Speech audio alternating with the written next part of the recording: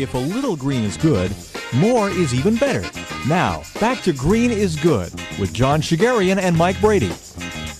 Welcome back to Green is Good, and we're so excited to have Dominique Callimanopulos on the phone with us from Cambridge, Massachusetts. Dominique, we talked about you a little bit and your great organization that you started, Elevate Destinations, which you can see at elevatedestinations.com. But Dominique, welcome to Green is Good. We're so excited because we've never had anybody in the travel industry on Green is Good to talk about the greening of the travel industry. Welcome.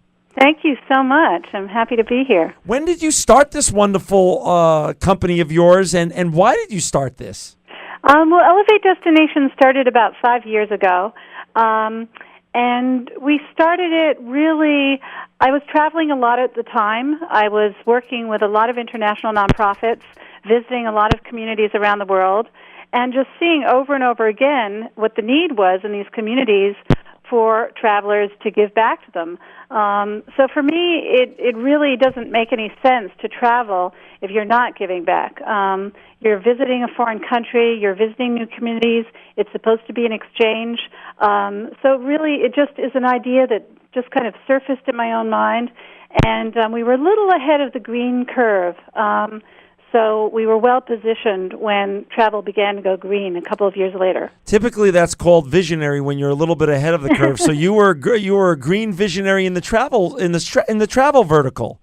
Oh, well, I guess so. So tell us now, when you started this and you started dreaming it up, was there, when you looked around you, were there other companies doing anything similar like this, or did you really create this whole new movement in the green travel industry? Well, I'm not going to take responsibility for creating the green movement in the travel industry. I mean, there have definitely been some people for a long time who've been doing kind of volunteering abroad, kind of enrichment exchange programs. But I would say that mass travel and most commercial travel really was kind of ignoring the possibility of giving back through travel. And I think that part of the reason for that is that it's because people were going somewhere else. It was hard for them to kind of own conditions on the ground there. Right. So I think that's really why travel was one of the last sectors to go green. But it's caught up very quickly, and now all the major travel companies, from hotel chains to tour operators, are really looking at socially responsible practices and looking to make their institutions more green and sustainable. Well, explain your business model, because what I've read about your company is that 5% of the net costs of all of your trips benefit wildlife and environmental protection and community development. What does that really mean to our listeners who want to now avail themselves of your great organization? So that means that no matter what trip you take with us, whether it's a green honeymoon, a family trip, a service trip, 5% of the net cost of your trip will go to a nonprofit on the ground. We vet our nonprofit partners very carefully, and we choose nonprofits that are active in community development, healthcare, environmental protection, wildlife protection, and you can really choose your beneficiary. So that, number one, those costs go, and that donation goes to someone on the ground. Number two, we are, as of this month, carbon offsetting all of our trips. As you probably know, one of the big controversies in travel is that just flying anywhere is one of the worst things you can do for your carbon footprint. So we at least are offsetting the ground portion of our trips so that is, a little easier for green travelers to bear. Got it. And we always look for, wherever we send travelers, we're always looking for eco-lodges that have good sustainable practices, that have socially responsible practices on the ground, so that there's kind of a ripple effect in terms of where you're staying, the donation you're giving, and the sustainable practices that you're following. So you're not only basically motivating and creating a great vision and a new opportunity for your travelers by showing them the way, let's just say, but also where you're traveling to, you're benefiting that region also. Yeah, exactly. Great. And as so often happens, we often integrate opportunities for service in all of our trips. We have honeymooners who are going off and doing a week of volunteering before they do the fun part of their trip. We have families, actually, a lot of families are asking if they can do 2 or 3 days of volunteering wherever they go to educate their kids around their values. And you make those arrangements. And you make those, and Elevate Destinations make those. We make all those arrangements. Great. And we're feeling like the whole is really changing. People aren't just looking for a bargain; they're looking for what is of value. If they're going to spend money, what is meaningful? What is of value? And giving back in this climate is something people can really appreciate and value. And do you have an average client? I mean, our listeners are out there and they're getting interested now, and so tell us who your average client looks like or should be like, and how does that work? How does accessing your organization really work for people out there that want to do this? It sounds schmaltzy and it sounds 60s, but it's really people who care about the world. And that can be any kind of person, any age, from any background, who's somehow kind of gotten that, when they buy something, they want it to make a difference. So I think we're really part of the big trend in green consumerism that way. And, there's really nothing else that defines our travelers or collectively other than that. Well, Dominique, I'm on your website right now, which is just, as I told John when I went on, I looked at it, and just your homepage makes me want to pack my bags immediately. Let's go, Mike. Seriously. Kate, our designer, thanks you for that. Okay, well, Kate, good job, and just keep it coming. But I was looking at some of the tabs, and you're talking about there's no stereotype or typical client that would use your services. It could be anybody, but you were mentioning honeymoon, so I checked out the honeymoon tab right now. But looking at some of the destinations, there's an Argentina honeymoon, New Zealand eco tour. You want to go to Africa, there's the Mozambique Escape. Islands, how about Seychelles honeymoon? Patagonia honeymoon, Mexico, as close as our own backyard here in the States. But there's an itinerary there, and it's just really just awesome. For example, some of the things you could do if you went to Chile for the Fire and Ice, you've got the entire beautiful pictures, and it definitely fire and ice. You see deserts, you see snow-capped mountains. Boy, oh boy, that one room, the honeymoon suite, looks awesome. And you've got the entire itinerary mapped out for the entire honeymoon. Yeah, well, we do. And the really exciting thing is that there are so many wonderful eco-lodges in remote parts of the world and also close at hand. So you can there's something for everyone. It's just very exciting that way. And I think that, all of these eco-lodges tend to be founded by people who appreciate beauty, who appreciate the environment. So the sensibility really continues down the line and through the supply chain. Mike's on your website, and he's just like right now, his mouth is open. It's so amazing. Share with our listeners some of the best trips you've been on, and some of the other types of trips that you're planning for some of your clients and for yourself in the future. Well, a couple of favorite trips I've done recently is I did a 3-week trek in the Sahara with Bedouin. Wow. Which was truly amazing. We just went out with camels and a group of Bedouin guides, and we experienced every different type of weather. From sandstorms to rain to cold to extreme heat. And we spent, as part of that trip, we spent 3 days in the middle of the trip, each person alone, within sight of the camp, but really alone, just to kind of check in. And I love that trip because, as an entrepreneur, I'm just, emailing around the clock, and it was just incredible to unplug that way. That's obviously a little extreme, not for everybody. Right. I would also say that anytime I go to Kenya quite a lot, at least once a year, and anytime I go to Kenya, I just, it's the most amazing time. Or East Africa generally. There's just so much to be seen there. People are so gracious and so warm, and I just love going there as well. A couple of really cool trips that we have coming up are we're working on a trip themed around water, so that this will take place next July to Kenya, and it's for people that really want to impact water issues and educate themselves about how water issues are all interrelated and how they affect communities. So we're going to have a group of people go to Kenya, visit all different parts of the country, and learn everything from what causes droughts to how water is managed, how resource management it happens in the slums in Nairobi. From soup to nuts, they'll just completely immerse. So that's a very unusual kind of donor trip that we're putting together. We work on with a lot of nonprofits, bringing their donors and board members to visit their projects around the world. And we love working on those trips because they generate so much funding for the nonprofit organizations. Once people see and hear and feel what's happening on the ground, they're much more likely to give. We've had donors give $1 million to an organization after a trip like that. So I love working on those. Whoa, $1 million? Yeah, I mean, it's not that you have to give $1 million to go on these trips, but it happens. It's very, very powerful. Wow. Hey, so how many people, Dominique, come on like the water trip? Is it a limited group that you bring with you? We're limiting that trip to 12 people. 12 That'll include a couple of leaders, so there are really only 9 or 10 spaces for travelers. Got it. So are most of your trips, what's the biggest trip that you typically would run? We did a trip for the Global Fund for Women, which was 21 people to India in November. Right. And that was a pretty big trip for us. Wow. We try to keep most trips small. We try to cap it at, 6, 8, 10, 12 people. Right.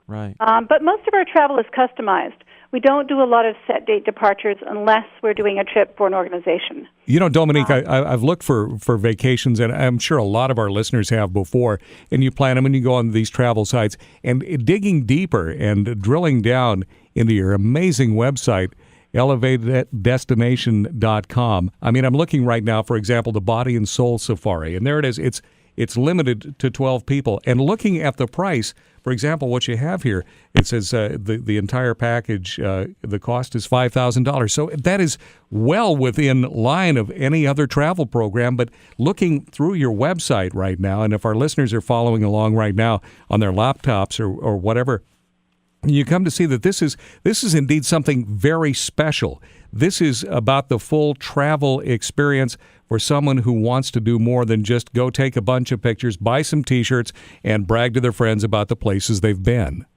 Well, I think one trip that people might really enjoy is a very special thing that we've put together with a National Geographic nature filmmaker, where we're doing 2 trips of this kind, one to Panama in May and one to Kenya in August. And what you will be able to do is to go out into the field with this nature filmmaker, award-winning person, and his scientist partner, and learn how to make a documentary film about nature, just like the kind you see on, the Nature Channel or anything else. And so that's a very cool, very special kind of theme trip that we've put together for this year. How many trips? How many of these trips do you go on during the course of a calendar year yourself? Personally? Yeah. Because I'm minding the store and running the business, I sort of stop myself and I just try to do 1 trip a quarter. Oh. But we have a team and everyone gets their chance to travel. And one of my associates was just in Mexico last weekend, right, and is off to Argentina in a couple of weeks. So we make sure that our whole team gets a chance to go into the field as much as possible. So let's step back now. You come from one of the most successful Greek shipping lines in the world, Hellenic Lines. We talked about that while we were introducing you as the lead-in. What prompted you to? You could have done anything with your life, obviously. What prompted you to become a social entrepreneur and to create a company that that does not only good business but does good for the environment and for the world otherwise, and that does, as your tagline goes, travel that matters. What was your epiphany or moment? Well, I grew up in a business family, it's true, but in a way it was a business family with old world values. It was a business family that came of age World War I, World War II, and the values then were very different. They were much more about survival and about getting ahead. And I grew up mostly in the States and absorbed a lot of somewhat different values from a more liberal education. And I think that for me, going into business, there was just never any question that it would be something that did give back. And I think those were my values even before I ever heard the word social entrepreneur. Traveling with my family growing up, I was just always aware. My father had a big boat and, yacht, and we would go into these little islands and into these communities, and I just was always so struck, obviously, by the contrast, but also really just wanting to spend more time in the communities, and I felt the wealth at a different level of those communities, the spiritual wealth, the emotional wealth those communities had, that really, became very clear to me that money was not the only currency, and that there are other resources to focus on. So emotionally, you were taken by the paradox that you saw in all your travels with your family. Yeah, very much so. That's wonderful. So, so you started the business in 2005, which is just wonderful. I mean, your company is just doing great stuff. How was the pickup in 2005? And give us a little, we have a lot of entrepreneurs out there, green entrepreneurs, social entrepreneurs in our listener world. Explain to them how it was from 2005 to now, and how many trips did you arrange in 2005, and what do you expect in 2010 and beyond in terms of how many trips you're going to arrange this year and beyond? Well, it was slow going at first, like any business just starting up. I mean, we didn't have equity investment. I just kind of started it myself, sure. Personally. And so you guys know what it takes to establish a brand, especially in a climate that has not heard about, green travel. So in the beginning, we felt like we were a small company with a big message. But then, Al Gore's Inconvenient Truth kicked in just after, sort of a year after we started, and that really began to make a big difference, and we got some traction going. This past year, we've been hit like everybody by the economy, by the recession. I mean, travel is one of the first things to go. But again, it's interesting to watch the struggle between, the economy on the one hand, but people really having a strong interest in whatever they do has to be green on the other, and really getting much more interested in green travel and, as I said earlier, giving back as a value. Absolutely. So how many trips do you think this year your company will arrange? Oh, I could not even tell you. Really? It's that busy. I don't have them at hand. We just have, Great. We're filling inquiries and we're booking every day. That's great. So you're that busy. Your company is that busy. You guys are really it's really taken hold. But you started. Yeah. In fact, we have a whole team coming to work with us this semester from Babson College. Wow. To kind of help us manage our growth. That is amazing. We're pretty excited. That is so amazing. And so for our listeners out there, that again, Mike's on the site still, and he's clicking away here. We actually will have a new site up next week, which models the homepage. So but the URL is it'll look even better. Spoken like a true entrepreneur, never happy with your work, right? We're always recreating like an artist. ElevateDestinations.com. We have a minute or two left, Dominique. Do you have any pearls of wisdom for our entrepreneurs or people out there to inspire them in terms of the green movement, or what they do in their day-to-day lives like that you do? I guess I'm a big subscriber to a seventh generation model. Okay. Think how what you do is going to affect lives seven generations from now, and just kind of classic stuff. Do what you're passionate about and persevere. We've had to really persevere in getting our message through, and hanging in there makes a big difference. And hire a team that you trust, that you can really feel at a gut level you trust. I guess that's all I have to say. Well, no, that's amazing. Lessons learned. No, that's great. And how many employees do you have now? We have 8 at the moment. It's always fluctuating. We're going to be, I shouldn't mention on air, we're going to be hiring again soon, but well, that's great. You